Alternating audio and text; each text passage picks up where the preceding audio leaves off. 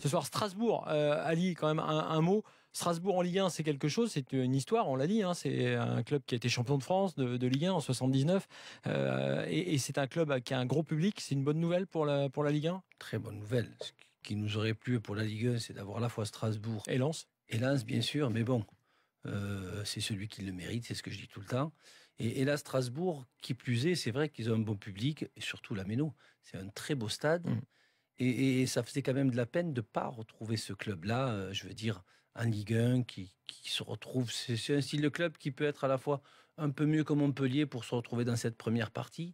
Et je pense que tout autour, il y a quand même les moyens pour faire un bon petit club qui peut à la fois être un petit peu comme Saint-Étienne et jouer un petit peu, pas l'Europa League, tu vois, mais entre la 7e et la 10e place et apporter un petit peu ce qui nous manque un petit peu, des stades bien pleins et bien chauds pour cette Ligue 1.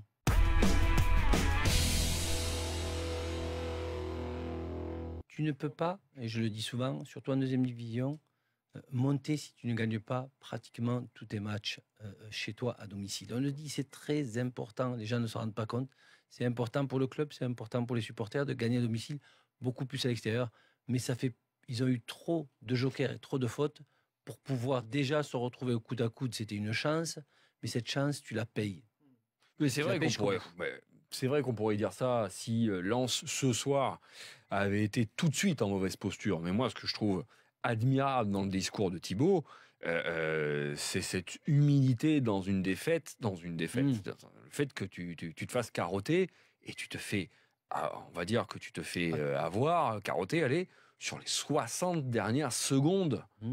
Alors que pendant toute la soirée, même si, d'accord, on ne méritait pas de monter, mais à un moment donné, tu y as été dans cette montée directe, et puis tu es barragiste, et tu as encore évidemment un espoir. Et puis sur 60 secondes, ça s'écroule. Ouais, ils ratent le coche. C'est facile de le dire maintenant qu'ils ont raté le coche, effectivement, mais s'ils étaient montés, on aurait dit, bon, ben voilà, finalement, ils ont réussi à arracher ce billet, donc on peut voir le verre à moitié vide, à moitié plein, mais ça s'est joué sur 60 secondes, ce qui est incroyable.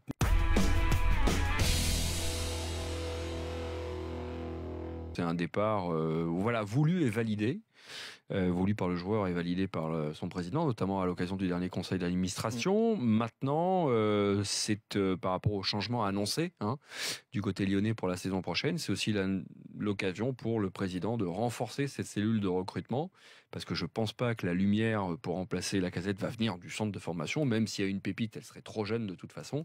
Donc il va falloir recruter et ne pas se planter, réussir un recrutement extrêmement important, à un poste extrêmement cher.